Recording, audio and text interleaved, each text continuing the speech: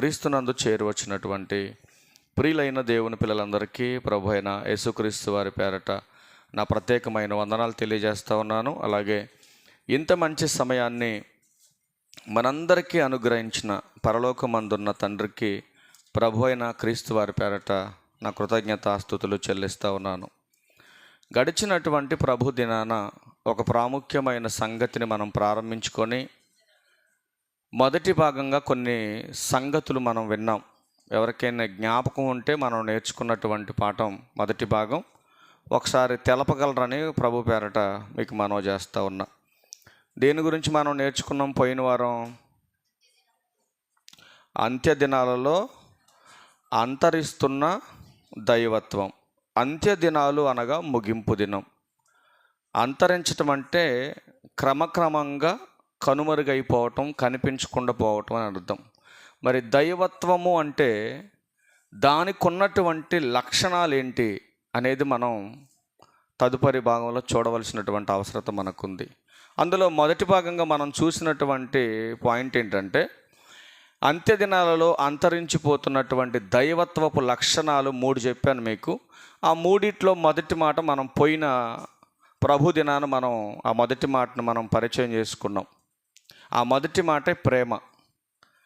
ప్రభు అయిన యేసుక్రీస్తు ప్రభు వారికి ఉన్నటువంటి ప్రేమ, ఆయనను ధరించి ఆయన సంఘములోకి వచ్చినటువంటి వారు ఆయన ఎలాంటి మనసు అయితే కలిగి ఉన్నాడో అట్లాంటి మనసునే క్రైస్తవులైన వారు కలిగి ఉంటే నిత్య రాజ్యంలోకి ప్రవేశం జరుగుతూ ఉంది. మరి ప్రేమ చాలా ప్రాముఖ్యమైనది.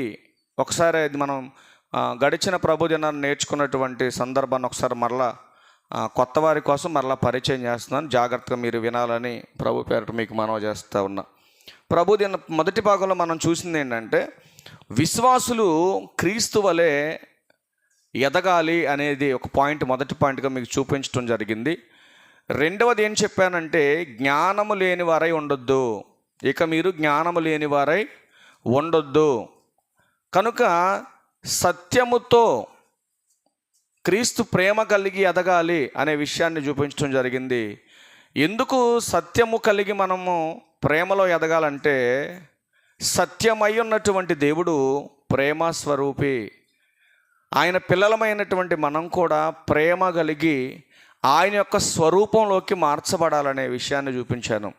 మరి దేవుడు నిన్న నేడు ఏకరీతిగా ఉన్నట్టుగా ఆయన యొక్క తత్వంలో కూడా ఆయన ఒకే భావన కలిగి ఉన్నాడు. ప్రేమ విషయంలో అవసరం ఉన్నప్పుడు ఒక రకమైన ప్రేమ, అవసరం తీరిన తర్వాత మరొక రకమైనటువంటి ప్రేమ పరలోకమందున్నటువంటి తండ్రి యొద్ద మనకు కనపడలేదు.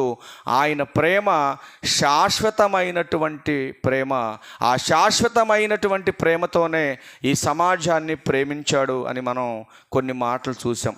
అలానే యేసుక్రీస్తు ప్రభువారు కూడా ఒక ప్రాముఖ్యమైన సంగతిని చెప్పాడు. ఏమంటే ఎప్పుడూ కూడా నిన్ను ప్రేమించే వారిని నువ్వు ప్రేమించటం కాదు, నిన్ను వలె నీ పొరుగు వారిని కూడా ప్రేమించాలనే క్రీస్తు యొక్క తత్వాన్ని గురించి కూడా మనం చూసాం. నేటి కడవరి దినాలలో అంటే ఈ అంత్య దినాలలో ఎందుకు ప్రేమ అంతరించిపోతుంది? అంతరించిపోతున్నటువంటి దైవత్వపు లక్షణాలలో ప్రాముఖ్యమైనది ప్రేమ. అసలు ఎందుకు చల్లారిపోతుందంటే భక్తులుగా పిలువబడుతున్న వారిలో అక్రమము చోటు చేసుకుంది.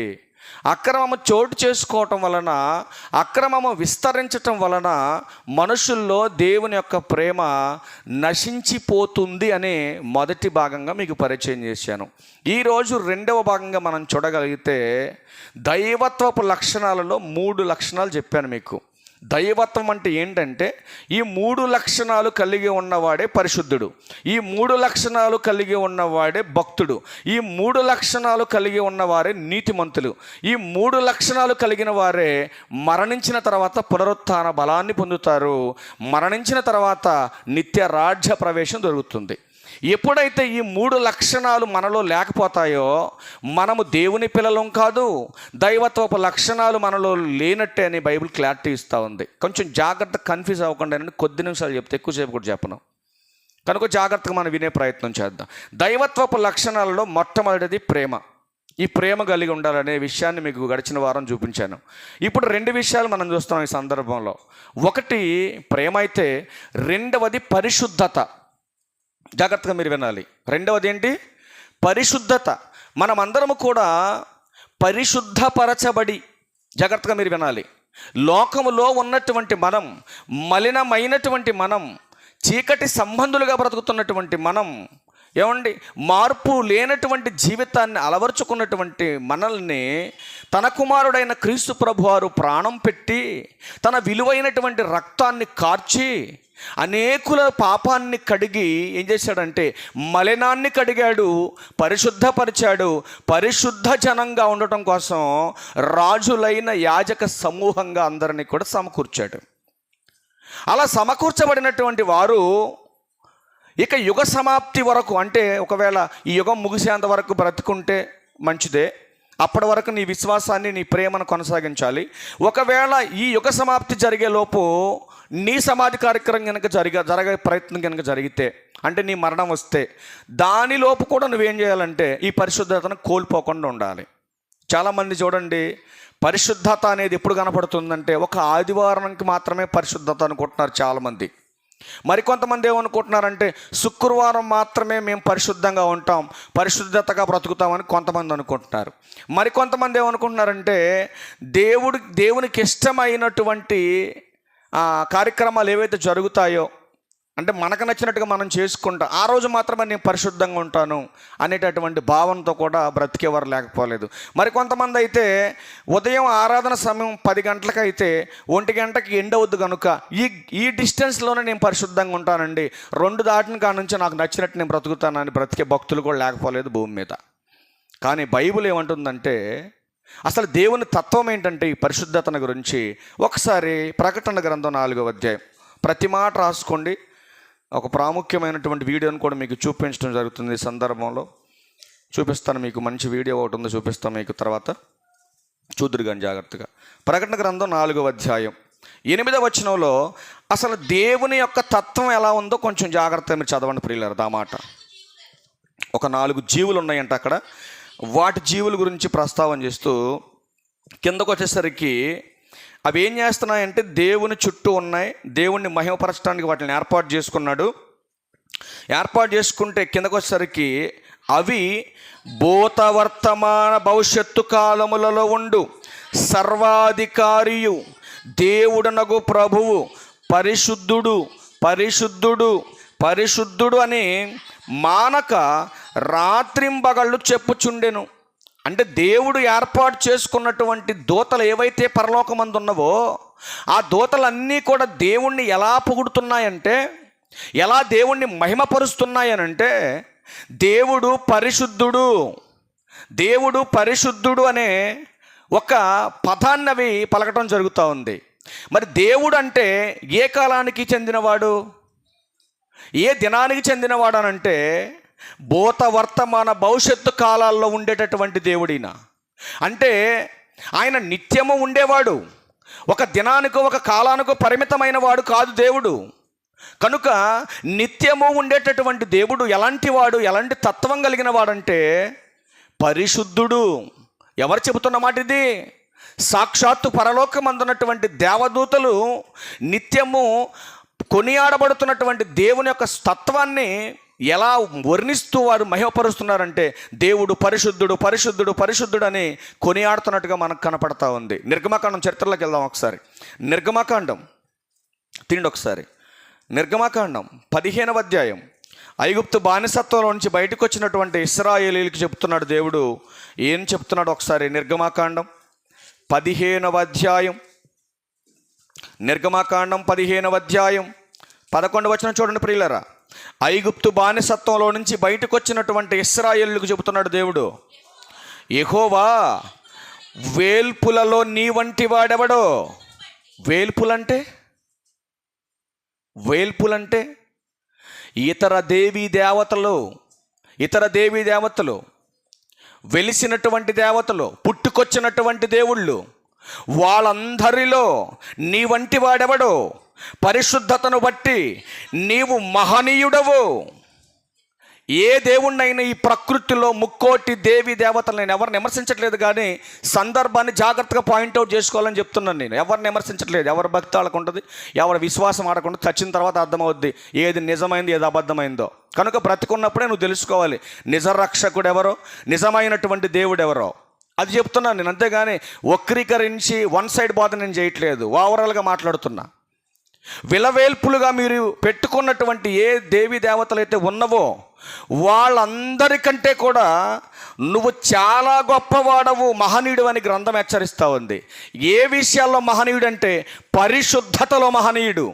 ఏ ఒక్కరినైనా తీసుకొచ్చి ఆయన పక్కన పెట్టి చూడండి, ఈయన ఒక స్వభావం ఏంటి, ఈ సమాజం అనుసరిస్తున్నటువంటి వాళ్ళ స్వభావం ఏంటి చూస్తే ఒక్కటి కూడా ఆయన తత్వానికి పోలిక కలిగినటువంటి పరిశుద్ధత కనపడదు ఎక్కడ కూడా. మీరు చూడండి.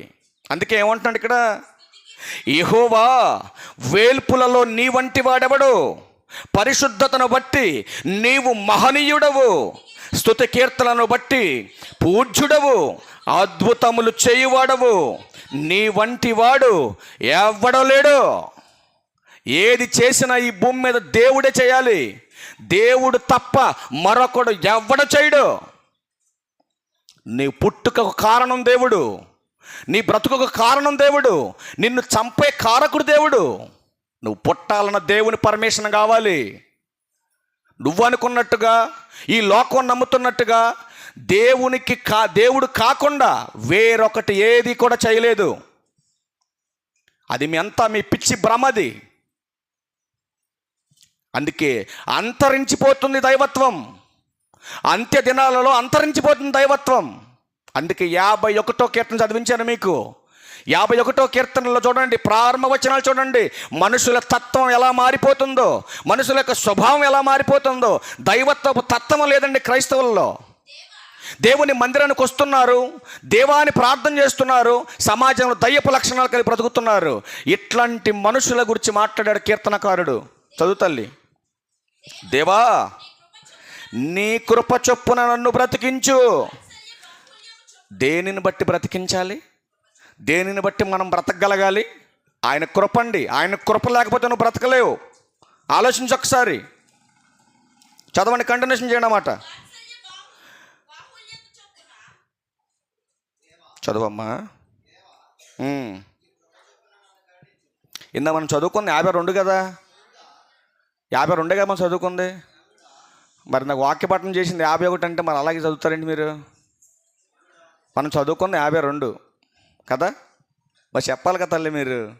ఇప్పుడు నేను పొరపాటు చెప్పినప్పుడు మీరు రైట్ చేయాలి నన్ను, అంతేనా? రైట్ చేయాలా వద్దా?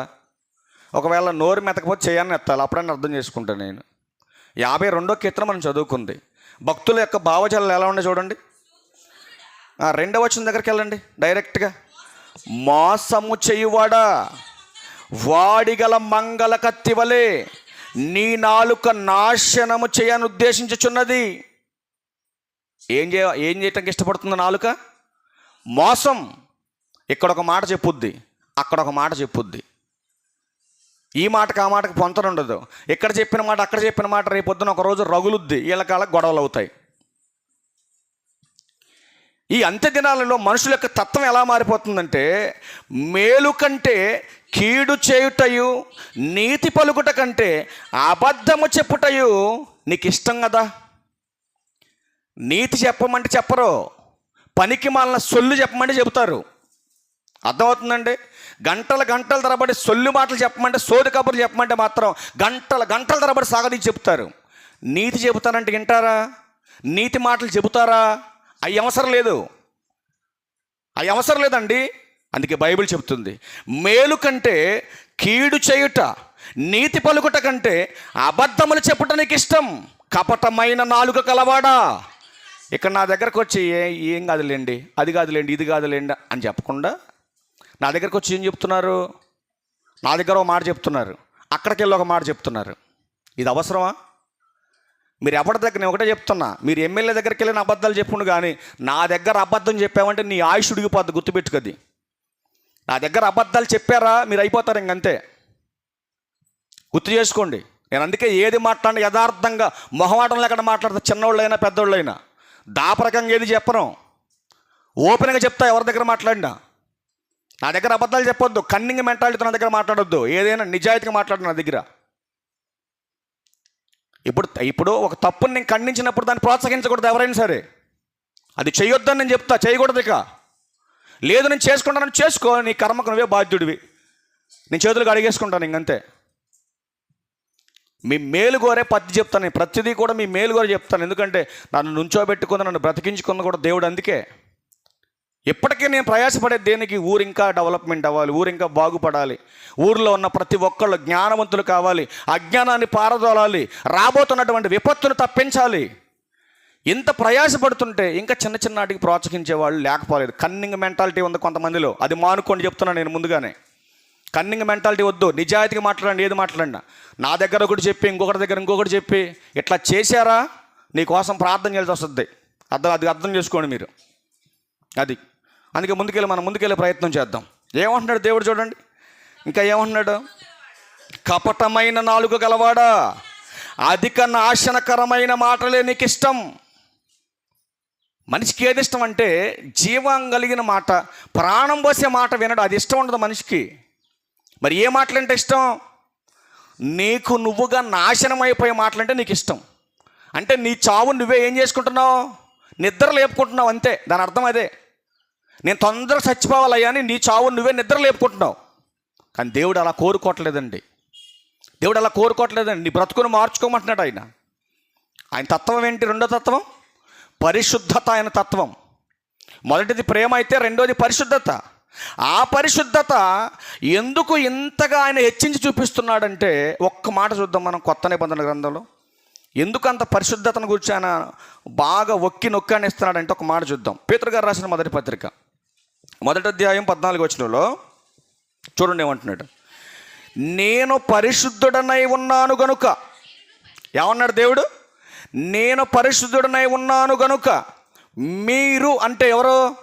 బాప్తీసనం పొంది సంఘంలో చేర్చబడినటువంటి మీరు, బాప్తీసనం పొంది సంఘంలో చేర్చబడిన మీరు పరిశుద్ధులై ఉండుడని వ్రాయబడి ఉన్నది. ఇప్పుడు దేవుడు పరిశుద్ధుడు, మనం కూడా ఎలా ఉండాలి? పరిశుద్ధంగా ఉండాలి. మరి పరిశుద్ధంగా ఉండాలంటే ఏ సబ్బు వాడాలి అన్నట్టుంది ఇది. ఇప్పుడు చెప్పండి మరిదాస్ గారు, పరిశుద్ధంగా ఉండాలంటే ఏ సబ్బు వాడాలి? ఏమ్మా, పరిశుద్ధంగా ఉండాలంటే ఏ సబ్బు వాడాలి? మైసూర్ శాండల్ వాడాలా? సంతూర్ వాడాలా? మెడిమిక్స్ వాడాలా? ఏం వాడాలి? మనం పరిశుద్ధంగా ఉండాలంటే ఏం వాడాలి? దేవుని వాక్యం అనే సబ్బు వాడాలి. అర్థమవుతుందండి? అసలు ఈ పరిశుద్ధత పరిశుద్ధత పరిశుద్ధత అని 3 పాయింట్లు చూపించారు, బాగానే ఉంది. అసలు ఈ పరిశుద్ధత ఎందుకండి అని ఎప్పుడైనా డౌట్ వచ్చిందా మీకు? డౌట్ వచ్చింది ఎప్పుడైనా? మన టైటిల్ ఏంటి? అంత్యదినాలలో అంతరిస్తున్న దైవత్వం. ఇప్పుడు దైవత్వములో ఉన్నటువంటి 2వ లక్షణం పరిశుద్ధత. ఈ పరిశుద్ధత లేకపోతే ఏం జరుగుద్దో మనం బైబిల్లో చూద్దాం. హెబ్రీలకు రాసిన పత్రిక, పరిశుద్ధత లేకపోతే ఏం జరుగుద్దో చూద్దాం. హెబ్రీలకు రాసిన పత్రిక 12వ అధ్యాయం 14వ వచనం చూడండి ప్రియులారా. లాస్ట్ లైన్, పరిశుద్ధత లేకుండా ఎవడును ప్రభువుని చూడలేడు. అసలు మన విశ్వాస పరుగు, మన గురి దేని కొరకండి? ఇది ఈ భక్తి దేని కొరకు? ఈ భక్తి దేని కొరకమ్మా? ఈ భక్తి దేని కొరకు? నీకు అర్థం కావాలి. ఈ భక్తి దేని కొరకు? చూద్దాం ఒకసారి. తిమోతి గారికి రాసినటువంటి మొదటి పత్రిక తీయండి ఒకసారి ప్రియులారా. మొదటి పత్రిక 4వ అధ్యాయం 8వ వచనం. నీ భక్తి ఎందుకో నీకు అర్థం కావాలి. శరీర సంబంధమైన సాధకం కొంచెము మట్టుకే ప్రయోజనకరమవును కానీ దైవభక్తి, జాగ్రత్తగా మీరు వినాలి. ఎందుకు ఈ భక్తి అంటే మీకు అర్థం కాదని చూపిస్తున్నాం. మళ్ళా దైవభక్తి ఎప్పటి జీవ విషయములోనూ రాబోవు జీవ విషయములోనూ అది వాగ్దానంతో కూడింది. అది అన్ని విషయాలలో ప్రయోజనకరమైనది. ఎందుకు ఈ భక్తి? రాబోతున్నటువంటి ఒక లోకం ఉంది, ఒక జీవితం ఉంది. ఆ జీవితం కొరకే ఈ భక్తి. ఈ భక్తిలో మనం పరిశుద్ధత కలిగి ఉంటేనే ప్రభువుని మనం చూస్తాం. అర్థమవుతుందండి కాన్సెప్ట్? అంటే ప్రభువుని మనం చూడాలంటే భక్తులమైనటువంటి మనలో పరిశుద్ధత ఉండాలంటున్నాడు. పరిశుద్ధత ఉండాలి. మరి పరిశుద్ధత ఉంటేనే మనం ప్రభువుని చూడగలుగుతాం. అవునా కదా? అంటే ఇప్పుడు ఎందుకు ఈ పరిశుద్ధత? దేవుడు పరిశుద్ధుడు కనుక మనం కూడా పరిశుద్ధులుగా ఉండాలి. మనం కూడా పరిశుద్ధులుగా ఉంటేనే ప్రభువుని మనం చూస్తాము. జాగ్రత్తగా మీరు వినాలి ఈ పాయింట్. మొదటి మాట ఏంటి? దైవత్వపు లక్షణాల మొదటి మాట ప్రేమ. రెండో మాట ఏంటి? పరిశుద్ధత. నెక్స్ట్ మాట, మూడో మాట నీతి న్యాయం. అంతరించిపోతున్నటువంటి దైవత్వపు లక్షణాలలో మూడో మాటే నీతి న్యాయం. ఏమండి కనపడుతున్నాయి ఎక్కడైనా మీకు? ఏమండి సంఘానికి వెలుపల ఉన్న వాళ్ళ గురించి కాదండో, మళ్ళీ కౌంటర్ లేకండి నాకు దయచేసి, మీకు వందనాలు. సంఘంలో ఉన్న వాళ్ళ గురించి చెప్తున్నాను నేను, అంతే కదండి. ఇప్పుడు నా ఇంట్లో ఉన్న వాళ్ళ గురించే నేను డిస్కషన్ చేయాలి, పక్కింటోడి గురించి నాకెందుకు? అదన్నమాట కాన్సెప్ట్. ఇప్పుడు క్రైస్తవులని పిలువబడుతున్న వారిలో, జాగ్రత్తగా మీరు వినాలి, నన్నే చూడాలి, క్రైస్తవులను పిలువబడుతున్నటువంటి వారిలో నీతి న్యాయం కనపడుతుందా? ఒక్కసారి మీ కుడి చేయి ఎత్తండి, కనపడాలి దగ్గర. నేను చూశానండి, పలానా వ్యక్తి దగ్గర నీతి ఉంది, పలానా వ్యక్తి దగ్గర న్యాయం ఉంది, ఇదిగో పలానా ఆయన దగ్గర నాకు కనపడింది, ఇతనండి నిజమైన భక్తుడు అంటే అన్నవాడిని నేను చూశాను. చేయొత్తండి. క్రైస్తవుల్లో ఉన్నారా? ఉన్నారండి. గూగుల్లో కొట్టినా కూడా దొరకరు మనకి, కానీ ఒక ఆయన దొరుకుతాడండి. గూగుల్లో కొడితే యూనివర్సల్గా నీతి న్యాయాలను అనుసరించిన ఏకైక శరీరధారి యేసుక్రీస్తు ప్రభువారు, ఆయన కనపడతాడు. కానీ భక్తుల్లో కనపడుతున్నారు? ఎక్కడైనా కనపడుతున్నారా? కనపడట్లేదంటే అర్థం ఏంటి? కనబడట్లేదంటే అర్థం ఏంటి? అంతరించిపోయింది భక్తి. ఏమైపోయింది? అంతరించిపోయింది భక్తి. అందుకే భక్తుడు ఏమంటున్నాడో చూద్దాం కొన్ని మాటలు త్వరగా. 33వ కీర్తన తీండి ఒకసారి. 33వ కీర్తన భక్తుడు ఏమంటున్నాడు? 33వ కీర్తన 5వ వచనం చూడండి. 33వ కీర్తన 5వ వచనం చూడండి. దేవుని తత్వాన్ని గురించి ఇక్కడ ప్రస్తావన చేస్తున్నాడు. ఆయన అనగా దేవుడు నీతిని న్యాయమును ప్రేమించుచున్నాడు. దేన్ని ప్రేమిస్తాడంట దేవుడు? ఏమండి ఎవరిని పడితే వాడిని ప్రేమించడండి దేవుడు. అర్థమవుతుందా మీకు? దేవుడు ఎవరిని పడితే వాడిని ప్రేమించడు, ఎవడ పడితే వాడికి ఆయన మేలు చెయ్యడు, ఎవరు పడితే వాళ్ళకి ఆశీర్వాదాలు ఇవ్వడు, ఎవరు పడితే వాళ్ళు చేస్తే వాళ్ళ ప్రార్థన ఆయన వినడు, ఎవరు పడితే వాళ్ళు పాటలు పాడితే ఆయన స్తుతించబడడు. ఇది గమనించాలి మీరు. మరి ఎవరు ప్రార్థన చేస్తే వింటాడు? ఎవరు స్తుతిస్తే ఆయన మహిమపరచబడతాడు? ఎవరు దేవుణ్ణి గణపరిస్తే ఆయన గణపరచబడతాడు అని అంటే నీతిని న్యాయమును అనుసరించే వారి మనవి మాత్రమే వింటాడు. అందరి ప్రార్థన వినడు. గమనించాలి మీరు. ఎవరు పడితే వాళ్ళు ప్రార్థన చేస్తే వినేస్తాడు, ఆశీర్వాదాలు వచ్చేస్తాయి, మాకు మంచి నిండైన దీవెనలు వస్తాయంటే గుడ్డెద్దు చేలో పడ్డట్టు ఉంటుంది అది. అందరి ప్రార్థనలు వినడు. ఎవరైతే నీతిని న్యాయాన్ని అనుసరిస్తున్నారో వాళ్ళని మాత్రమే ఆయన గమనిస్తున్నాడు, వాళ్ళని మాత్రమే ఆయన ప్రేమిస్తున్నాడు. ఎట్లాంటి తత్వం కలిగినటువంటి ఆయన ఏం చూడడో తెలుసండి? నీతి న్యాయాన్ని ప్రేమించేవాడు, నీతిని న్యాయాన్ని అనుసరించేవాడు ఏమంటే చెడుని చూస్తాడా? ఆలోచించండి. నీతిని న్యాయాన్ని అనుసరించేవాడు చెడును చూస్తాడా? మీరు చెప్పాలి. చెప్పరేంటమ్మా? చెడును చూస్తాడా? నీతిని న్యాయాన్ని అనుసరించేవాడు చెడును చూస్తాడా? ఇప్పుడు నీతిని న్యాయాన్ని అనుసరించే భర్త పక్కింటోడు భార్యను చూస్తాడా? పొరుగువాడి భార్యను చూస్తాడా? పోని పొరుగువాని భర్తను చూస్తుందా? ఇప్పుడు చూసే స్వభావం కలిగిన వారందరిలో ఏం లేదు? ఫస్ట్ ప్రేమ లేదు, రెండవది పరిశుద్ధత లేదు, మూడవది నీతి లేదు, న్యాయం అంతకన్నా లేదు. ఇప్పుడు భక్తుడైనటువంటి హబక్కు గారు ప్రార్థన చేస్తున్నాడు. ఏమని ప్రార్థన చేస్తున్నాడు? ఒకసారి హబక్కు గ్రంథం దగ్గరికి వెళ్ళండి. ఏమని ప్రార్థన చేస్తున్నాడు? చాలా బాగుంటుందండి ఈ మాట. ఒకసారి కొంచెం మనకు కూడా వర్తించే మాటలాగా ఉంది, ఇది చూద్దాం. హబక్కు గ్రంథం 1వ అధ్యాయము 13వ వచనంలో హబక్కు గారు ఏమంటున్నారు చూడండి. నీ కనుదృష్టి దుష్టత్వము చూడలేనంత నిష్కళంకమైనది కదా. ఏమంటున్నాడు దేవుణ్ణి? ఎందుకన్నాడు ఈ మాట? అంటే సమాజంలో దైవత్వం అంతరించిపోతుంది. దైవత్వం అంతరించిపోయి ఏది విస్తరిస్తుందంటే అక్రమం విస్తరించేసింది. అక్రమ విస్తరించేసి విచ్చలవిడిగా తిరుగుతున్నారు భక్తులు భూమి మీద వాళ్ళకి నచ్చినట్టుగా. అయినా కూడా తండ్రి నువ్వు దుష్టత్వాన్ని చూసి తట్టుకోలేవు కదా. మరి ఎందుకు పాపం ఇంత విస్తారంగా పెరిగిపోతుంటే నువ్వేంటి అసలు యాక్షన్ తీసుకోవట్లేదు? నోవాహు దినాల్లో చెడిపోయిన వారినేమో నీటితో ముంచి చంపావు. ఆ తర్వాత లోతు గారి దినాల్లో చెడిపోయిన వారందరినీ, పిల్లలను లేదు, తల్లులను లేదు, పశువులను లేవు, పక్షులను లేవు, అందరినీ కూడా అగ్ని చేత కాల్చేశావు. మరి ఇప్పుడేంటి తండ్రి అంత్య దినాల్లో ఇంత ఓర్పు కలిగి ఉన్నావు అని మాట్లాడుతున్నాడు. అక్కడ ఏమంటున్నాడు? నీ కనుదృష్టి దుష్టత్వము చూడలేదు. మరి మన కన్ను క్రైస్తవులు అని పిలువబడుతున్న మన కన్ను సినిమాలు చూస్తుంది. మరి దేవుని కన్ను సినిమాలు చూడదు. మన కన్ను సీరియల్ చూస్తుంది. మరి దేవుని కన్ను సీరియల్స్ చూడదు.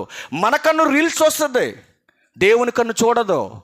మన కన్ను చెడుని చూస్తుంది, దేవుని కన్ను చూడదు. ఏమండి, దేవుడు పరిశుద్ధుడైనటువంటి దేవుని తత్వం కలిగి ఉండాలని తన పిల్లల్లో చూస్తున్నాడు. మరి తన పిల్లలు ఏంటండి మరి ఇలా ఉన్నారు? మీరు ఆలోచించండి. నీ కన్ను చెడినదైతే నీ దేహమంతా చీకటమయమైపోతుంది అన్నాడు భక్తుడు. యేసుక్రీస్తు ప్రభువారు కూడా అదే చెప్పాడు కదా. నీ కన్ను చెడితే చాలు నీ దేహం అంతా చీకటైపోద్ది. కాసేపు కళ్ళు మూసుకొని నడిచుడు, కాసేపు ఎలా ఉంటుంది? నీకు కళ్ళు ఇచ్చింది ఎందుకు? నీ కళ్ళు ఇచ్చింది సినిమాలు చూడటానికి కాదు, నీ కళ్ళు ఇచ్చింది సీరియల్ చూడటానికి కాదు, నీ కళ్ళు ఇచ్చింది మోహపు చూపుతో వేరే స్త్రీలను చూడటానికి కాదు, వేరే పురుషుల్ని చూడటానికి కాదు, చెడును చూడటానికి కాదు. నీ కళ్ళు ఇచ్చింది ఆయన వాక్యాన్ని, ఆయన కలగజేసిన ఇటువంటి మహా సృష్టిని చూడటానికి ఇచ్చాడు. కానీ ఈరోజు కళ్ళు ఎలా వాడుతున్నారు మీరు ఆలోచించండి. అరచేతులకు వచ్చేసింది పాపం. అందుకే అన్నాడు యెషయా గ్రంథంలో, మీ చేతులను శుభ్రముగా కడుక్కొనుడి అన్నాడు బైబిల్లో. మీ చేతుల్ని శుభ్రంగా కడుక్కోండి. అరచేతుల్లో పెట్టుకొని ఫోన్ ఏం చేస్తున్నావు? ఈరోజు చాలామంది స్టాండ్లు వాడుతున్నారు, లేని ఒంట్లో దమ్ము లేక స్టాండ్లు మేము పెట్టుకొని చూస్తున్నారు చాలామంది. నువ్వు ఫోన్లో ఏం చూస్తున్నావు? దేవుడు నిత్యం నిన్ను చూస్తున్నాడు. అందుకే పాపం పెరుగుతున్నటువంటి కాలంలో ఆనాడే హబక్కు గారు అంటున్నాడు కదా, నీ కనుదృష్టి దుష్టత్వము చూడలేనంత నిష్కళంకమైనది కదా, బాధించువారు చేయు బాధను నీవు దృష్టింపచాలవు కదా, కపటులను నీవు చూచియు దుర్మార్గులు తమ కంటే ఎక్కువ నీతిపరులను నాశనము చేయగా నీవు చూచియు ఎందుకు తండ్రి ఊరుకుంటున్నావు? పాపం పెరిగిపోతుంది విస్తారంగా. ప్రార్థనలు చేస్తున్నారు, పాపం చేస్తున్నారు, ప్రార్థన చేస్తున్నారు, పాపం చేస్తున్నారు. అయినా ఎందుకు తండ్రి సంపకుండా చూస్తున్నావు అంటున్నాడండి హబక్కు గారు ఆ రోజుల్లోనే. ఏంటది అసలు? దేని గురించి మాట్లాడుతున్నాడు? పైన 3 నుంచి రండి, 3వ వచనం నుంచి. నన్ను ఎందుకు దోషము చూడనిచ్చుచున్నావు?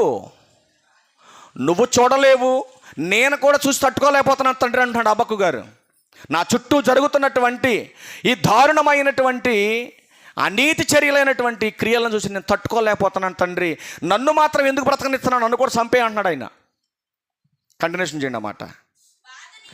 బాధ నీవేళ ఊరకే చూచుచున్నావు, ఎక్కడ చూచినా. ఏమండి, కొత్త నిబంధనకే హబక్కు గారి గ్రంథానికి ఎంతకాలం ఇవ్వడం తెలుసండి? చాలా సంవత్సరాల తేడా ఉందండి. మరి నూతన నిబంధన రాయబడి ఎంతకాలం అయింది? చాలా కాలం అయిందండి. యేసుక్రీస్తు వారు పుట్టి ఎంతకాలం అయింది? చాలా కాలం అయిందండి. ఏమండి, అప్పుడు టెక్నాలజీ ఎక్కువగా ఉందా? ఇప్పుడుందా? ఇప్పుడే పెరిగింది. అప్పుడు సెల్ ఫోన్ ఉందా? హబక్కు గారి కాలంలో ఏమండి, హబక్కు గారి కాలంలో టెక్నాలజీ ఉందా? ఇంత టెక్నాలజీ లేదు. లేని సమయాల్లోనే ఎలా ఉన్నారు మనుషులు? ఘోరంగా ఉన్నారు. నీతి లేదు, న్యాయం లేదు, పరిశుద్ధత లేదు, ప్రేమ లేదు. మరి ఇప్పుడు చెప్పండి. ఇప్పుడు అంతకన్నా ఘోరమైన పరిస్థితిలో ఈ ప్రపంచం ఉందని దేవుడు దుఃఖపడుతున్నాడు. ప్రియులారా, మీరు ఆలోచించండి. నా చేతులారా నేనే నా కన్న బిడ్డల్ని చంపుకోవాల్సి వస్తుందేనని అనేక మంది సేవకులను నిలబెట్టుకుంటున్నాడు. అనేక మంది సేవకుల ద్వారా తన విలువైన వర్తమానాలను రగిలిస్తున్నాడు ఎంతో మందికి. అయినా కూడా మార్పు లేదండి సమాజంలో. లేదో దినదినము వేలల్లో లక్షల్లో భక్తులుగా మార్చబడుతున్నారు, కానీ దేవుడంటే భయం లేదు ఈ సమాజానికి. ఉందంటారా? ఉందండి. లాస్ట్ ఇయర్కి ఈ ఇయర్కి ఒక మాట రాసుకున్నా నేనే పొద్దున.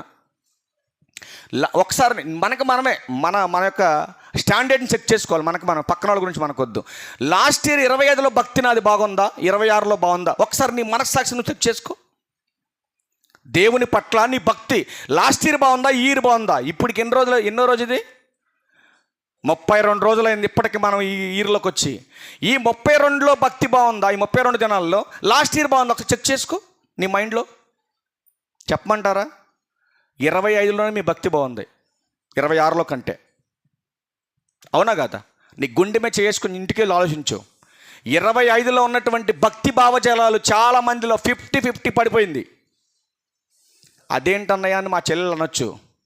25కి పెడుతున్నాం, 25కి 25 రాస్తున్నాం కదా, 25కి ఎగ్జామ్ పెడితే 25కి 25 రాస్తున్నాం కదా అని మీరు అనుకోవచ్చు. కానీ మీ మైండ్ని క్యాలిక్యులేషన్ చేసి చూసుకోండి. 25లో బాగుందా నా భక్తి, 26లో బాగుందా? నేను ఒకటే చెప్తున్నా మీకు, 26లో వచ్చిన కాడ నుంచి నీ భక్తే నిన్ను జర్నీ చేయించి 27లో తీసుకెళ్తుంది. నీ భక్తి బలంగా ఉందా, నీకు దీర్ఘాయుష్ వస్తుంది. నీ భక్తి బలంగా ఉందా, నీకు దీర్ఘాయుష్ వస్తుంది. నీ భక్తి బలంగా ఉందా, మంచి ఆరోగ్యం నీకు వస్తుంది. నీ భక్తి యథార్థంగా ఉందా, ఖచ్చితంగా దేవుడు నియమించినటువంటి కాలాన్ని ముగించుకొని ముందుకెళ్ళిపోతావు నువ్వు. భక్తి సన్నగిల్లిపోతుందా, లెక్క పెట్టుకోవాల్సింది మీరు.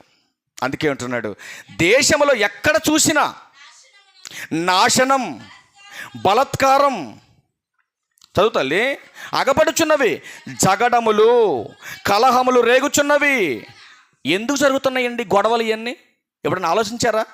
దేశంలో గొడవలు జరుగుతున్నాయి, కలహాలు జరుగుతున్నాయి, అల్లర్లు జరుగుతున్నాయి. నీతి జరగవలసిన చోట అన్యాయం జరుగుతుంది. ఎందుకు జరుగుతుంది భక్తుల్లో ఈ లోపాలనంటే 4వ వచనంలో చాలా స్పష్టంగా చెబుతున్నాడండి ఎందుకు జరుగుతుంది ఇవన్నీ. ఎందువలన గొడవలు జరుగుతున్నాయి, అందువలన అని చెబుతున్నాడు. అంటే వాక్యము నిరర్థకమైపోతుంది. ఎందుకు వాక్యం నిరర్థకమైపోతుంది? వింటున్నారు, విడిచిపెడుతున్నారు. అంతే కదా? అందుకే యేసుక్రీస్తు ప్రభువారు ఏమన్నాడు?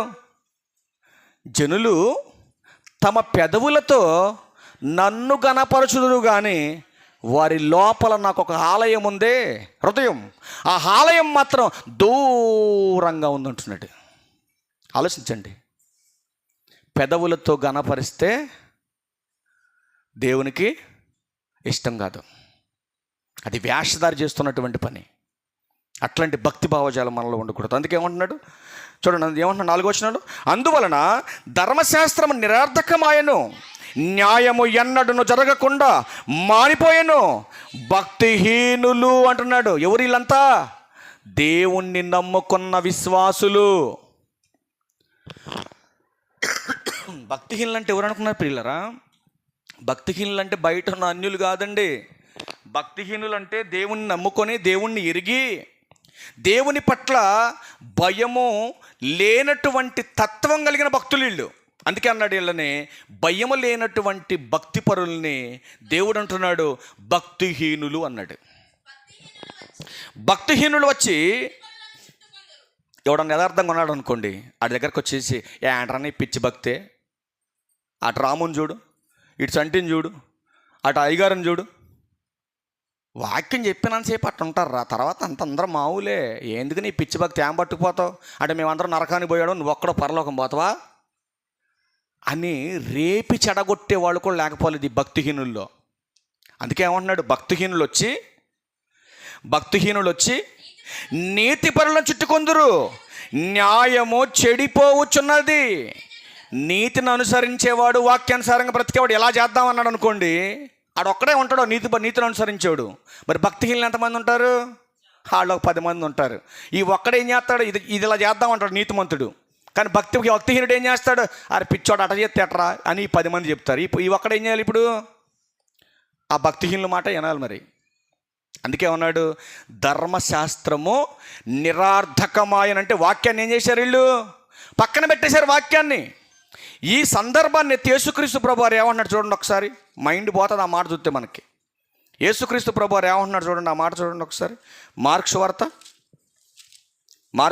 7వ అధ్యాయం, మార్క్స్ వార్త 7వ అధ్యాయం చూడండి, అక్కడ ఏమంటున్నాడని చాలా బాగుంటుంది అన్నమాట. మార్క్స్ వార్త 7వ అధ్యాయం వచనము కూడా 6 నుంచి 2 కంటిన్యూషన్ చేయండి.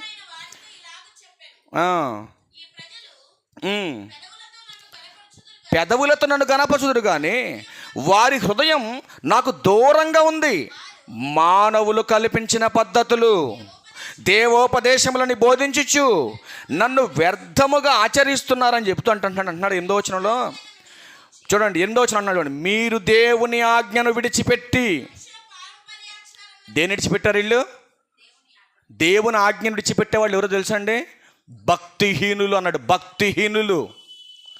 అట్లాంటి భక్తిహీనులు ఏం చేస్తారంటే ఈ పారంపర్య ఆచారాన్ని కొనసాగించుకుంటూ పోతూ వాక్యాన్ని నిరర్థకం చేస్తూ బొత్తిగా నాశనంలోకి వెళ్ళిపోతున్నారు వాళ్ళంతే. అందుకే ఏమన్నాడు అక్కడ? మీరు దేవుని ఆజ్ఞను విడిచిపెట్టి మనుషుల పారంపర్యాచారమును గైకొనుచున్నారు అని 9లో అంటాడు కదా. మరియు ఆయన మీరు మీ పారంపర్యాచారం గైకొనుటకు దేవుని ఆజ్ఞను బొత్తిగా నిరాకరించేశారు. లేదిక వాక్యం వాళ్ళలో. కానీ పైకి ఎవరు వీళ్ళంతా? భక్తులు. పైకి భక్తులు, కానీ లోపల ఏం లేదు, వాక్యం లేదు. మరి వాక్యం లేకుండా భక్తిని ముసుకేసుకొని ఎడకొచ్చి దేవా నా కుటుంబానికి నెమ్మది, దేవా నా కుటుంబానికి శాంతి, దేవా నా కుటుంబానికి దీవెన, దేవా నాకు లాభాలు రావాలని ప్రార్థన చేస్తే ఇచ్చేస్తాడా? యోహాను సువార్త 15వ అధ్యాయం 7వ వచనం చూడండి. యోహాను సువార్త 15వ అధ్యాయం 7వ వచనం చూడండి. అక్కడ ఏమంటున్నాడు చూడండి. చూడండి ఏమంటున్నాడు? భక్తులుగా నా యందు మీరున్నారు, కానీ భక్తులైనటువంటి మీలో నా మాట ఉండాలి. నా మాట ఏమంటే పొలం కాడికి వెళ్ళి ప్రార్థన చేయించుకున్నా, బిల్డింగ్ కాడికి వెళ్ళి ప్రార్థన చేయించా, బర్రె దగ్గరకు వచ్చి ప్రార్థన చేయించా, ఏంటి ప్రతిఫలం లేదంటే నీలో ఏమి లేదంటుందా బైబిల్. బైబిల్ ఏం చెప్తుందండి? భక్తి అనే ముసుకుందా నీలో, కానీ నా వాక్యానికి, నా మాటకు స్థానం లేదు నీలో. నా మాటకు స్థానం లేదు నీలో. అందుకే ఉన్నాడు, నా యందు మీరును మీ యందు నా మాటలు నిలిచి ఉండిన ఎడల. నిలవాలని మాట. నా మాట నిలిచి ఉండిన ఎడల మీకేది ఇష్టమో అడగండి, అది మీకు నేను ఉచితంగా అనుగ్రహిస్తాను మీకు. ఇది దేవుని యొక్క ఆలోచన, దేవుని జ్ఞానం.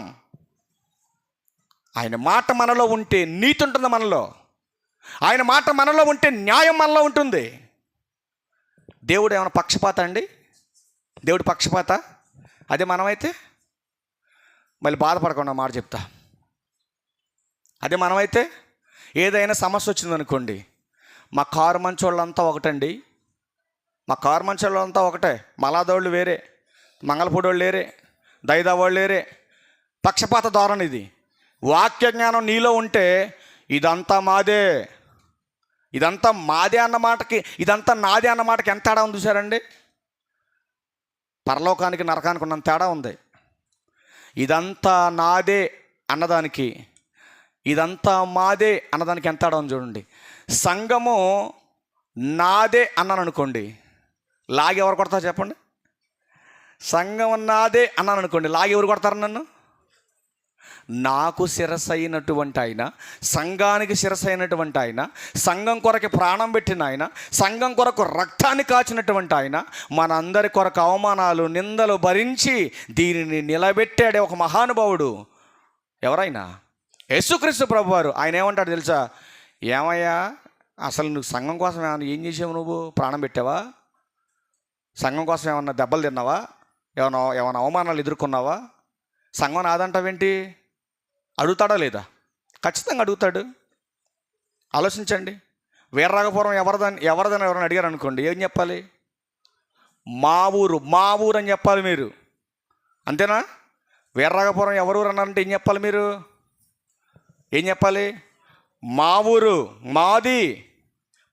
అబ్బాయి ఎంత అందంగా ఉంది ఈ మాట, ఎంత బలంగా ఉందో ఈ మాట, ధైర్యంగా ఇస్తుంది ఆ మాట.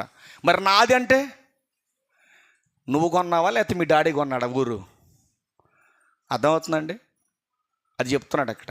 ఏం చెప్తున్నాడు? నా యందు మీరును మీ యందు నా మాటలు నిలిచుంటే అడగండి, మీకేం కావాలో ఇస్తాను నేను. నా మాట ఉంటే మీ దగ్గర నీతి ఉంటుంది మీలో, నా మాట ఉంటే న్యాయం ఉంటుంది మీలో. కానీ మీరు అడిగినప్పుడు మీ దగ్గరకు ప్రతిఫలం రావట్లేదు. ఎందుకు రావట్లేదు? ఒక మాట అడుగుతా, కొంచెం జాగ్రత్తగా మీరు వినండి. ఒక రెఫరెన్స్ చదువుకొని మనం ముందుకెళ్దాం. యెషయా గ్రంథం 59 ఆపేద్దాం. ఇక యెషయా గ్రంథం 59. అందరూ దీని బైబిల్ ఉండదు, లేని వాళ్ళు జాగ్రత్తగా వినండి. ఒక ఇంపార్టెంట్ పాయింట్ చూపిస్తున్నా. భక్తులైన వారు దేవుని మందిరానికి వస్తున్న వారు వారి యొక్క మనవలు చెబుతున్నారు దేవునికి. కానీ దేవుడు వింటలేదు, ఇవ్వట్లేదు, వాళ్ళకి ప్రతిఫలం ఇవ్వట్ల. ఎందుకు ఇవ్వట్లేదంటే ఒక రెఫరెన్స్ చూసాం. నా ఎందైతే మీరు ఉన్నారు కానీ నా మందిరంలో మీ దగ్గర నా మాట లేదు, అందుకే మీరు అడిగింది నేను ఇవ్వట్లేదు అంటున్నాడు ఆయన. ఎందుకు అసలు ఇవ్వట్లేదు ఆయన? ఎందుకు వాక్యం మీలో లేదు? ఆ క్లారిటీ కోసం ఒక మాట చూపిస్తున్నాను నేను. యెషయా గ్రంథం 59వ అధ్యాయం 2వ వచనం నుంచి చూద్దాం కొన్ని మాటలు. ఎందుకు రావట్లేదు ఆశీర్వాదాలు చూడండి. మీ పాపములు ఆయన ముఖమును మీకు మరుగుపరచెను గనుక ఆయన ఆలకింపకున్నాడు. జాగ్రత్తగా మీరు వినాలి, ఆయన ఆలకింపకున్నాడు. ఎందుకు మనకు ఆశీర్వాదాలు రావట్లేదు భక్తులుగా? ఎందుకంటే ఆయన మాట మన హృదయంలో లేదు. ఆయన మాట మన హృదయంలో లేదు కనుక నీతి మనలో లేదు, పరిశుద్ధత మనలో లేదు, ప్రేమ మనలో లేదు.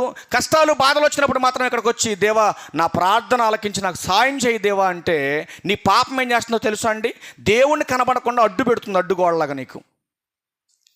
బాత్రూంలో అద్దం ఉన్న వాళ్ళు ఎంతమంది ఉన్నారు?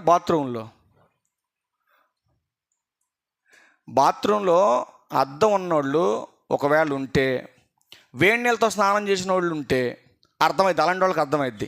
ఫస్ట్ బాత్రూమ్ డోర్ ఓపెన్ చేసుకొని వేడి నీళ్ళు పెట్టుకునేటప్పుడు ఒకసారి అద్దం చూసుకుంటే నీట్గా ఉంటుంది అద్దం. ఎందుకు చెప్పానంటే ఈ రెఫరెన్స్ చదువుకున్నాక నాకు ఒక చిన్న పాఠం అర్థమైంది. ఎందుకంటే మా దగ్గర కూడా అద్దం ఉంది లోపలికి వెళ్ళేటప్పుడు అద్దం చూసుకోండి, స్నానానికి ముందు ఎట్టుందా అద్దం ముఖం అని చెప్పేసి. ఏమండి, ఆ వేడి నీళ్ళతో స్నానం చేస్తూ సబ్బు పెట్టే లోపు ఈ వేడి నీళ్ళలో ఉన్నటువంటి ఆవురంతా వెళ్ళిపోయి అద్దాన్ని కమ్మేసుద్ది. ఆ అద్దం కాడికి వెళ్ళి చూడు, నీ మొహం అసలు ఏం కనపడుద్దా? ఒక క్లారిటీ వచ్చిందా మీకు ఈ మాటకి? అద్దం కనపడదు. స్నానం అంతా అయిపోయిన తర్వాత కూడా చూసినా అద్దం మొహం కనపడదు. మరి అద్దం మొహం కనపడాలంటే ఏం చేయాలి? నువ్వు పోసుకున్న బకెట్లో నీళ్ళు ఉంటాయి కదా, ఆ కూసిన నీళ్లు తీసి నీ ముఖం మీద కొట్టుకుంటే కనపడదండో. ఈ బకెట్లో నీళ్ళు కాసి తీసి అద్దం ముఖం మీద అలా చెప్తే అప్పుడు నీ ముఖం క్లియర్గా కనపడుద్ది. ఇప్పుడు నీలో పరిశుద్ధత లేకుండా, నీతి లేకుండా దేవుని ఆశీర్వాదం రావాలి, దేవుడు నా మన వినాలంటే నీ పాపం ఏం చేస్తుందో తెలుసా అండి? నీలో నుంచి బయటకు వచ్చిన పాపం దేవుని ముఖం కనపడకుండా అది అడ్డుగా గోడగా నిలబడిపోయింది ఇలాగా. ఇప్పుడు ఏం చేయాలి దీన్ని? ఇప్పుడు ఈ పాపాన్ని ఏం చేయాలి? తొలగించాలి. ఈ తొలగించి దేవుడిని నువ్వు చూడాలంటే నువ్వు చేయవలసిందల్లా ఒక్కటే, నా మాట నువ్వు వినాలంటున్నాడు ఆయన. అవునా కదా? ఆయన మాట వినాలి. అందుకే ఏమంటున్నాడు? కంటి నుంచి ఏమాట? మీ చేతులు రక్తము చేతను, మీ వ్రేళ్ళు దోషము చేతను అపవిత్రపరచబడి ఉన్నవి, మీ పెదవులు అబద్ధములు ఆడుచున్నవి, మీ నాలుక కీడును బట్టి మాట్లాడుచున్నది. ఎందుకు మనకు ఆశీర్వాదాలు రావట్లేదు? ఎందుకు మనలో నీతి లేదు? ఎందుకు మనం న్యాయంగా లేము అని అంటే అక్కడ చెప్తున్నాడు, వర్ణిస్తున్నాడు ఇవన్నీ. ఏంటి మా పాపాలంటే చెప్తున్నాడు లిస్టు. ఏంటంట? మీ చేతులు రక్తము చేత, మీ వేళ్ళు దోషము చేత. ఏళ్ళు దోషం ఏంటి? ఏళ్ళు ఏం చేస్తాయండి? ఇక్కడ పట్టుకొని ఫోను, ఏళ్ళు ఏం తిప్పుతున్నావు ఏళ్లతో ఫోన్లో? అందుకే చెప్తున్నాడు, నీ ఏళ్ళు దోషముతో నిండిని. నీ ఏళ్ళు, మీ చేతులు రక్తము చేత, మీ వ్రేళ్ళు దోషము చేత అపవిత్రపరచబడుచున్నవి. మొబైల్ వాడేవాళ్ళు అందరూ ఏళ్లతోనే వాడేది. మార్చుకో, బతుకు మార్చుకో, ఎకనైనా టైం లేదు నీకు. బ్రతుకును మార్చుకో. ఒకప్పుడు సినిమాలకి వెళ్ళిన వేలు, ఇప్పుడు దేవునికి వెళ్ళరా, దేవుని వాక్యంకి వెళ్ళరా. ఇస్సాకు గారి భార్య పేరు ఏంటండి? భాగ్యలక్ష్మి అని చెప్పారు. రాం కాదు, బైబిల్లో ఉన్న గురించి చెప్తున్నా. ఇస్సాకు గారి భార్య పేరు రెబ్కా. కొన్ని వందల కిలోమీటర్లు జర్నీ చేసి వస్తుంది ఒంటెల మీద పడి. ఏమండి మరి అక్కడ అల్లంత దూరాన ఒక భక్తుడు, ఆయన ఎవరో మరి అమితంగా ప్రార్థన చేస్తున్నాడు. అల్లంత దూరాన ఒక పురుషుడు ఎవరో ఏంటంటే వెంటనే ఏమన్నాడు తెలుసండి? ఆయన నీ భర్త అనలా, ఆయన కూడా జ్ఞానవంతుడు. ఆయనే నా యజమాని అన్నాడు. యజమాని అనగానే అప్పటి వరకు ముసుగు లేనటువంటి ఆ స్త్రీల కోసం ప్రత్యేకంగా ఎందుకు చెబుతానంటే కొంతమందికి ఎట్ట కూర్చోవాలో కూడా తెలియట్లా, చచ్చేవలసి వచ్చిన కొంతమందికి. ఎమ్మటనే నా యజమాని అని చెప్పగానే అప్పటిదాకా ముసుగు లేనటువంటి ఆమె పేరేంటండి? రెబ్కా గారు ఒంటి మీద నుంచి దిగి కిందకి తన ముఖాన్నంత ముసుగుతో కప్పుకుందండి. ఏంటి అప్పటికి ఇంకా భార్య అవ్వలేదుగా. అక్కడ భార్య కాన్సెప్ట్ కాదండి, స్త్రీగా ఎదుట పురుషుడు ఉన్నప్పుడు తన దేహాన్నంతా కప్పుకుందండి కనపడకుండా. ఇంకేం చేస్తావమ్మా? మనసు చంపుకొని చెప్పాలి మరి. అందరూ ప్రతి స్త్రీ తల్లిలా చూడాలి మరి. ఆలోచించండి. అందుకే ఏమంటున్నాడంటే మీ చేతులు కడుక్కోండి, మీ వేళ్ళను కడుక్కోండి అని చెబుతూ అంటున్నాడు కదా. మీ పెదవులు అబద్ధములు ఆడుచున్నవి. ఏమన్నా అబద్ధాలు చెప్పొచ్చా క్రైస్తవుడు? ఇందులో నీతి ఉందంటారా? అబద్ధాలు చెప్పేవాళ్ళకి నీతి ఉందా? ఇప్పుడు అంతరించిపోతుందా లేదా దైవత్వం? మీరు చెప్పండి. ఇంకొక మాట చూసి ముగిచేత్తకి నేను. అంతరించిపోతుందా లేదా? దైవత్వం అంతరించిపోతుందా లేదా? ఎక్కడ అంతరించిపోతుంది? పుట్రాల్లోనా కొర్లమండలోనా? ఎక్కడ అంతరించిపోతుంది? భక్తులలో. ఎక్కడ? భక్తులలో దైవత్వం అంతరించిపోతుంది. ప్రకృతిలో ఎన్నెన్నో అంతరించిపోతున్నాయి, పెద్ద నష్టమే లేదు మనకు అంతరించిపోయినా. కానీ దేవుడు అంటున్నాడు కదా, నువ్వు కూడా ఒక్కరోజు అంతరించిపోయే టైం వస్తుంది నాయన. నా యొక్క తత్వం నీలో ఉండి చచ్చిపోతే వెంటనే నిన్ను పరలోకానికి తీసుకొస్తా అంటున్నాడు ఆయన. ఇప్పుడు చూద్దాం, అంతరించిపోతున్నటువంటి దైవత్వం కలిగినటువంటి భక్తులు మరి ఎక్కడుంటారో ఒకసారి మనం చూద్దాం. ఎందుకంటే వాళ్ళు ఎక్కడో ఉండరు, మందిరానికే వస్తారు. వాళ్ళు మందిరానికే వస్తున్నటువంటి వారు దైవత్వం లేనివారు. మందిరానికే వస్తున్నవారు దైవత్వం లేనివారు ఎవరో ఒకసారి ఒక్క మాట చూద్దాం, మనం ముగించేద్దాం. ఇక ఒక్క మాట చూద్దాం. తిమోతి గారికి రాసిన రెండో పత్రిక మొదటి మాట చూడండి ఒకసారి. మొదటి మాట 5-6 చూద్దాం తర్వాత, ఎందుకంటే మనం మొత్తం తెలుసు. తిమోతి గారికి రెండో పత్రిక, క్షమించండి, తిమోతి గారికి రాసిన రెండో పత్రిక 3వ అధ్యాయం ప్రారంభవచనం చూడండి. అంత్య దినములలో అపాయకరమైన కాలములు వచ్చునని తెలుసుకొనుడి. ఏమన్నా ఒక్క నిమిషం అక్కడ ఆగుదాం మనం, ఎందుకంటే కాలము అనే పదం వాడాడు కనుక. మరి అది ఏ కాలం? శీతాకాలమా? తర్వాత ఏంటి? శీతాకాలం తర్వాత ఎండాకాలం, తర్వాత నెక్స్ట్ వర్షాకాలం. ఏమండి, అపాయకరమైన కాలములు వచ్చునని అక్కడ పౌలు గారు తిమోతి గారు చెప్పాడు. అపాయకరమైన కాలం అంటే ఎండాకాలమా, వానాకాలమా, శీతాకాలమా? ఏ కాలం? ఆ కాలాలలో బ్రతుకుతున్నటువంటి మనుషులను గురించి చెప్పాడన్నమాట. కాలం ఎప్పుడన్నా మారిందా? కాలం ఎప్పటికీ మారదు. కాలం మారితే ప్రకృతి మారుతుంది, ప్రకృతి మారితే మనం మారిపోతాం ఇక్కడి నుంచి, అంతే. అది గుర్తించాలి మీరు. అపాయకరమైన కాలాలు అన్నాడు. అది శీతాకాలం కాదు, వానాకాలం కాదు, ఎండాకాలం అంతకన్నా కాదు. మరి ఏంట అపాయం? ఎవరి ద్వారా అపాయం అని మాట్లాడుతున్నాడు? 2వ వచనం దగ్గరికి వెళ్ళండి.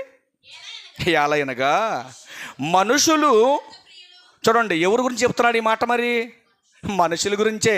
మనుషులు అంటే ఏ మనుషులు? సంఘానికి వెలుపటి వారు కాదు వీళ్ళు. సంఘములోకి చేర్చబడినటువంటి వారు, బాప్తీస్నాలు పొంది ప్రభు యొక్క సంఘములో ప్రభు బలలో చేయబెట్టోళ్ళు. ఎవరిళ్ళు? భక్తులు. కంటిన్యూషన్ చేయండి అన్నమాట. ఎవరంటే వీళ్ళంతా స్వార్థప్రియులు, ధనాపేక్షకులు, నెక్స్ట్ అహంకారులు, దూషకులు, తల్లిదండ్రులకు అవిధేయులు, కృతజ్ఞత లేని అపవిత్రులు అన్నాడు. ఎవరంటే వీళ్ళు? భక్తులే, కానీ ఎలా బ్రతుకుతున్నారు? అపవిత్రులుగా బ్రతుకుతున్నారు. అందుకే 5వ వచనంలో చెప్పాడు, పైకి భక్తి గలవారి వలె ఉండి దాని శక్తిని ఆశ్రయించని వారై ఉందురు. ఇట్టి వారికి కొంచెం నువ్వు దూరంగా ఉండయా తిమోతి అని చెబుతూ, పాపభరితులై నానా విధములైన దురాశల వలన నడిపించబడి ఎల్లప్పుడూ నేర్చుకొనుచున్నాను సత్య విషయమైన అనుభవ జ్ఞానం అస్సలు వాళ్ళ దగ్గర లేదని చెబుతున్నాడు. ఎప్పుడు నేర్చుకుంటున్నారు మరి వీళ్ళు? ప్రతినిత్యం ఎల్లప్పుడూ నేర్చుకుంటున్నారు. ఆరాధనకు వస్తున్నారు, క్లాసులకు వస్తున్నారు, ప్రతి సభకు వస్తున్నారు, ఎల్లప్పుడూ నేర్చుకుంటున్నారు. కానీ ఏమి లేదు వీళ్ళ దగ్గర? సత్యమును గూర్చిన జ్ఞానం లేదు వీళ్ళ దగ్గర. ఆలోచించండి. అంటే భక్తి అంతరించిపోయినట్ట ఉన్నట్ట వీళ్ళ దగ్గర? అంతరించిపోయింది. అందుకే ఏమంటున్నాడంటే, ఎంత చెప్పినా నీ బ్రతుకును మార్చుకోకపోతే, ఎంత చెప్పినా నీ బ్రతుకును దిద్దుకోకపోతే మరి దేవుడు ఏం చేస్తాడు? ఒక్క మాట చూడండి నా పెద్దమిక. కీర్తనల గ్రంథం 55వ కీర్తన. ఎంత చెప్పినా మారకపోతే, ప్రారంభం నుంచి చెబుతున్నాడు దేవుడు, ఎంత చెప్పినా నీ బ్రతుకును మార్చుకోకపోతే ఏం చేస్తాడో చూడండి ఒకసారి. 55వ కీర్తన 19వ వచనం నుంచి చూద్దాం ప్రియులరా. పురాతన కాలం అంటే ఆదాము దగ్గర నుంచి మొదలుకొని చెబుతున్నాడండి మొత్తం. ఆసీనుడగు దేవుడు మారు మనస్సు లేని వారు, దేవునికి భయపడని వారికి చెబుతున్నాడు. ఏం చెబుతున్నాడు? పురాతన కాలం దగ్గర నుంచి మొదలుకొని దేవుడు ఏం చెప్తున్నాడంటే మారు మనసు లేని వారికి, దేవునికి భయపడిన వారికి ఒక సమాధానం చెప్తున్నాడు. ఆయన ఒక హెచ్చరిక చేస్తున్నాడు. ఏంటదనంటే, తమతో సమాధానంగానున్న వారికి వారు బలాత్కారం చేయుదురు. అంటే ఎవరినైతే నువ్వు నమ్ముతున్నావో, ఎవరినైతే నువ్వు ప్రేమిస్తున్నావో ఆ మనిషి వలనే నీకు హాని ఉందని చెప్తున్నాడు దేవుడు. ఒక మాట చెప్పమంటారండి, ఒక పెద్ద ఆయన, ఈరోజు చాలామంది మనుషుల యొక్క తత్వం కూడా అలాగే ఉందండి. అవసరం ఉన్నంతసేపు మనల్ని ప్రేమిస్తారు, అవసరం ఉన్నంతసేపు మన వెనకాల తిరుగుతారు. అవసరం తీరిపోయింది అనుకోండి, అవసరమైతే నిన్నే గోతులో పడేస్తారు వాళ్ళు. ఉన్నారు లేరా అంటే మనుషులు. ఒక వీడియో చూపిస్తా, మీరు జాగ్రత్తగా చూడండి. మనుషులు యాస్టీజ్గా ఇలాంటి స్వభావం ఖచ్చితంగా ఉంది అని మీకు అనిపించిందో లేదో ఒక మాట నాకు చెప్పాలి. ఒక ఆయన ఎడారిలో ట్రావెల్ చేస్తున్నాడు. చేస్తా ఎక్కడ మరి ఎడారిలో వాటర్ దొరకవు కదండి, షాపులు ఉండవు కదా. దాహం కోసమని కాస్త నీళ్లు తీసుకున్నాడు, ప్రయాణం చేస్తున్నాడు. ప్రయాణం చేస్తూ ముందుకెళ్తున్న సమయంలో దాహం వేసి అలసిపోయినటువంటి ఒక పాము ఎదురైంది ఆయనకి. ఎదురేసరికి పాపం ఇది కూడా నాకులాగే నీళ్లు లేక చచ్చిపోతుంది అనుకున్నాడు. తను తాగటానికి తెచ్చుకున్న నీళ్లు కూడా మరి కొన్ని తీసుకొని ఏం చేశాడంటే ఆ సర్పం యొక్క నోట్లో కాసి నీళ్లు పోసాడండి. తాగేటప్పుడే మరి అది ఆకలితో ఉంది కదండి, దాహంతో ఉంది కదండి. ఇప్పుడు దాహంతో ఉందని నీళ్లు పోసాడు, నీళ్లు కడుపు నిండా తాగేసింది. తాగి తన దాహం తీరిన తర్వాత దాని స్వభావం చూపించేసింది వెంటనే. ఏంటా స్వభావం? దాహంతో ఉన్నప్పుడేమో చంపుతాడన్న ఆలోచన రాలే, దానికి హాని చేయాలన్న ఆలోచన రాలేదు. ఎప్పుడైతే కడుపు నిండిపోయిందో వెంటనే ఏం చేసిందంటే, ఈడెట్ట నన్ను చంపుతాడు అనుకుంది. చంపోడైతే నీళ్ళు ఎందుకు పోతాడు అసలు? దానికి బుర్ర ఉందా? ఈరోజు మనుషులకు కూడా అదే ఆలోచన ఉందండి. ఆలోచించండి. మన అవసరం ఉంటే మన వెనకాల తిరుగుతారు, మన అవసరం తీరిపోయింది అనుకోండి మనకి ఏదో ఒక హాని చేసి మనల్ని పడగొడతారు, లేదా మనకు ఉన్నటువంటి స్థితిని వాళ్ళు పాడు చేస్తారు. అట్లాంటి స్థితే ఖచ్చితంగా మనుషుల్లో ఉందనడానికి ఒక వీడియో తీసుకొచ్చాను, కొంచెం జాగ్రత్తగా మీరు చూడండి. అదిగో నీళ్ళు పోతున్నాడు, తాగుతుంది చూడండి, తాగింది ఇప్పుడే, అదిగో కరిచింది. ఈరోజు మనిషి పరిస్థితి కూడా అంతేనండి. ఇవాళ అయ్యో పాపం అనుకొని నువ్వు జాలి చూపిస్తే మనిషి కూడా ఈ పాము లాంటి స్వభావం కలిగినోడే. మీరు ఆలోచించండి. ఏదో ఆపదలో ఉన్నాడు కదా అని తీసుకెళ్ళి ఆదుకుంటే చివరికి ఏం చేస్తారో తెలుసండి, మనల్నే ముంచుతారు వాళ్ళు. ఎందుకు అలా తయారైపోయారు సమాజంలో? ఎందుకు అలా తయారైపోయారు? అక్రమం విస్తరించింది, వాక్యము దైవత్వము అంతరించిపోయింది మనుషుల్లో. కానీ పేరుకి ఎలా కనపడుతున్నారు సమాజంలో?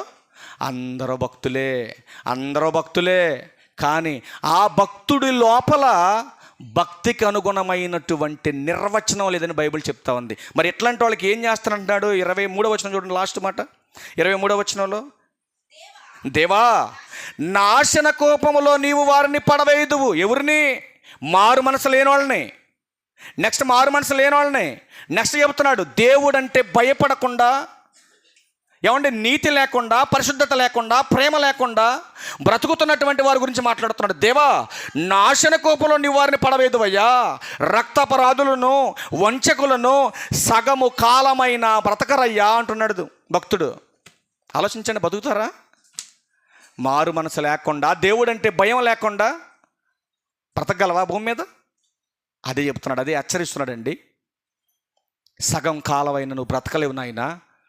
దేవుడంటే భయపడు, భక్తుంటే సరిపోదు, భయం ఉండాలి. ఆ భయంతో నువ్వేం చేయాలంటే నీ బ్రతుకును మార్చుకోవాలి.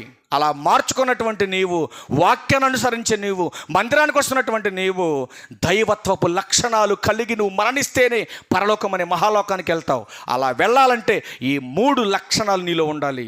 ఏంటా లక్షణాలు అంటే, 1 ప్రేమ, 2వది పరిశుద్ధత, 3వది నీతి న్యాయం. ఈ 3 లక్షణాలు మనలో కనబడితేనే మనం క్రైస్తవులం. ఈ 3 లక్షణాలు లేకుండా నేను బైబిల్ పట్టుకొని తిరుగుతానండి, నేను భక్తుడిని అంటే, ఒకవేళ నీ చుట్టూ ఉన్నోళ్ళు వెరీ గుడ్ అని అనొచ్చేమో, కానీ దేవుడు అంటున్నాడు కదా వెరీ బ్యాడ్ పర్సన్ అంటున్నాడు దేవుడు. ఆలోచించండి ఒకసారి. అందుకే అంత్యదినాలలో అంతరిస్తున్నటువంటి దైవత్వపు లక్షణాలలో పరిపూర్ణమైనటువంటి లక్షణాలు ఈ 3ఏనండి, ఇంకెక్కువ అవసరం లేదు మనకి. కనుక ప్రియమైన దేవుని వారలారా, దేవుడు కోరుతున్నటువంటి ఈ దైవత్వపు లక్షణాలు మనలో ఉంటేనే మనం ఆ పరలోకమందున్నటువంటి తండ్రిని మనం చూడగలం. 3 మాటల్లో 3 చూపించాను. ప్రేమ అంటే నీ పొరుగు వారిని ప్రేమించాలి, నీ శత్రువుని ప్రేమించాలి. పరిశుద్ధత అంటే బాప్తీసం పొందిన దగ్గర నుంచి నువ్వు సమాధి చేయబడే వరకు కూడా ఒకే స్థితిని కలిగి ఉండటం, పాపము లేనటువంటి స్థితే పరిశుద్ధమైనటువంటి స్థితి. పరిశుద్ధత లేకపోతే మనం ప్రభువుని చూడలేం. అది కాన్సెప్టు. నీతి న్యాయం అన్నాడు. నీతి అనంటే ఓవరాల్గా అందరి పట్ల ఒకే తత్వాన్ని కలిగి ఉండటమే న్యాయం. నీతి అంటే పాపానికి దూరంగా ఉండి వాక్యాన్ని అనుసరించి వాక్యానుసారంగా బ్రతకటమే నీతి. నీ మాట అవునంటే అవునై ఉండాలి, కాదంటే కాదై ఉండాలి. అంతేనా? అంతేగాని పక్షపాత ధోరణ మనలో ఉండకూడదు. వీళ్ళు మా ఇంటి పేరటోళ్ళు కాబట్టి వీళ్ళు తప్పు చేసిన వీళ్ళే రైట్ అని ఇలా పక్కన నువ్వు తప్పుని ఒప్పుగా మాట్లాడటానికి వీల్లేదు. నువ్వు దేవుని బిడ్డవ కనుక నిజమేదో నిజంగానే మాట్లాడాలి, అబద్ధమేదో అబద్ధంగానే మాట్లాడాలి. నీ చంపుతారా, కొడతారా? దేవుడు ఉన్నాడు మన పక్షాన. ఏది అబద్ధమైతే దాన్నే మాట్లాడొచ్చి, ఏది ఒప్పు అయితే అదే మాట్లాడు. ఎవడేం చేయలేడు భూమి మీద నిన్ను. నువ్వు నిజాయితీగా నిలబడి నిజం చెప్పి మాట్లాడు, నిన్నెవడేం కదిలించలేడు. రాజుల వల్లే కాలేదు చరిత్రలో, ఈ మనుషుల వల్ల ఏమవుద్ది ఆలోచించండి. మనం నీతిగా నిలబడితే మన పక్షాన యుద్ధం చేసేవాడు ఎవరో తెలుసండి? మన పక్షాన యుద్ధము యెహోవాది. మనుషులు ఏం చేస్తారు? నిన్ను పేతురు గారిని ఏం బంధించలేకపోయింది? చెరసాలే బంధించలేకపోయింది, ఆ ప్రభుత్వం ఆపలేకపోయింది, ఆ జైలు గోడలే ఆయన బంధించలేకపోయాయి, ఆ సంఖ్యలే ఆయన ఆపలేకపోయాయి. మరి ఏం చేశాడు దేవుడు? వాటన్నిటిని బద్దలు చేసి తన దూతను పంపించి పేతురుని ఆ బందీలో నుంచి బయటకు తీసుకొచ్చాడు. ఎందుకు పేతురుని నడిపించాడు తెలుసా అండి? ఎందుకు నడిపించాడు? నీతిని న్యాయాన్ని ప్రకటించడానికి ఎన్నిక చేయబడినటువంటి ఒక సాధనం పేతురు గారు. కనుక అట్లాంటి సాధనాలుగా మనమందరం కూడా ఉండాలని, ఇక జ్ఞానము లేని వారై ఉండక బ్రతకాలని ప్రభు పేరట మిమ్మల్ని అందరినీ హెచ్చరిస్తున్నాను. నేను హెచ్చరించుకుంటూ ఈ నా మాటలు ముగిస్తాను. అందరికీ వందనాలు. Okay, thank you.